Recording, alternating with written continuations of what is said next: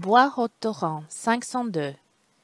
Aujourd'hui, j'aimerais lire avec vous l'Évangile de Jean, chapitre 4, versets 46 à 54, là où Jean a mentionné le deuxième miracle opéré par Jésus. Ce miracle est que Jésus a guéri le fils d'un officier du roi. Cet officier du roi a prié Jésus de guérir son fils sans l'amener devant lui, en espérant que Jésus aille chez lui. Jésus n'est pas allé chez lui, mais comment l'a-t-il soigné? Il lui a dit simplement « Va, ton fils vit ». Cet officier crut à la parole de Jésus et rentra chez lui. Et son enfant était vraiment guéri.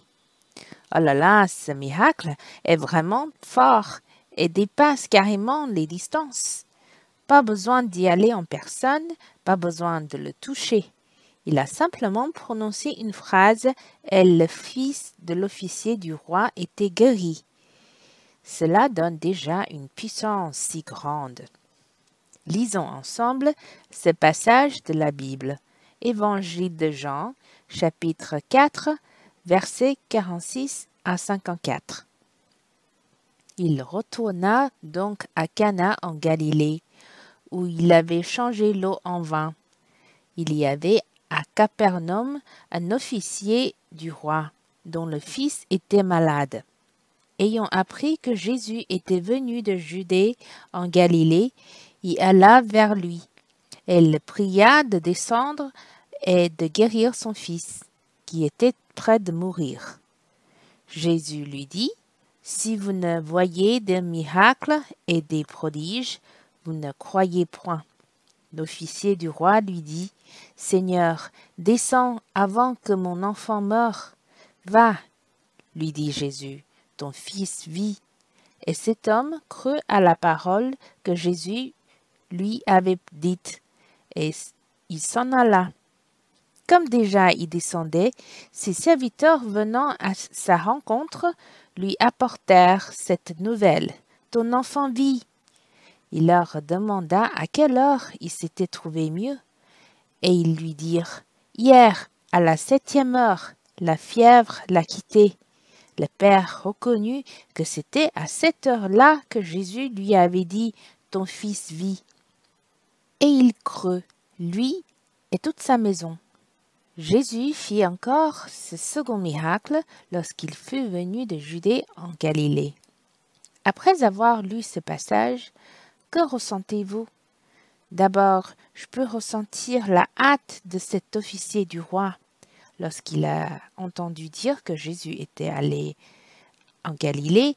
Il a ignoré son identité pour aller le voir et le prier de descendre chez lui pour guérir son fils.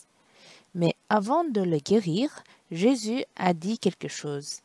Il a dit, « Si vous ne voyez pas de miracle, vous ne croyez pas. » À travers cette histoire, nous voyons que cet officier du roi a vraiment la foi. Il n'a même pas vu de miracle. Aucun miracle n'a eu lieu devant ses yeux. Mais la Bible dit que cet homme a cru à la parole que Jésus lui avait dite. Et il s'en alla. Quel est le résultat? Dieu a fait que celui qui croit en lui ne sera point confus. Son fils fut guéri. Dieu est fidèle. Sur le chemin de notre vie, il se trouve parfois des événements urgents. Nous sommes dans l'angoisse, mais il faut venir devant le Seigneur et avoir la foi. Il est capable de nous calmer et faire en sorte que l'on ne soit plus pressé ni inquiet. Si l'on croit jusqu'au bout, on verra sûrement l'œuvre de Dieu. Cet officier du roi a rencontré ses serviteurs qui lui ont dit que son fils était guéri. En fait, comment le savait-il? Il n'avait qu'à demander une chose, et si cette chose s'y accordait, il pouvait confirmer la guérison de son fils. Il avait demandé à quel moment sa fièvre s'est apaisée. Quand ses serviteurs lui avait dit que le moment où la fièvre s'est apaisée, c'était juste quand il était en train de parler avec Jésus. On peut dire que ce moment était une démonstration de la foi. il pouvait affirmer que son fils était déjà guéri. Sur le chemin du retour, il a sûrement crié de joie et loué. N'oublions pas qu'il n'a pas encore vu son fils guéri. Mais il crut et il obtint la démonstration de sa foi et il pouvait crier de joie. Et à la fin, l'efficacité de sa foi a apporté une grande bénédiction. Lui-même et toute sa famille crurent en Seigneur. Frères et sœurs, il faut vraiment chérir les paroles de Dieu et ses promesses. Il y en a tant.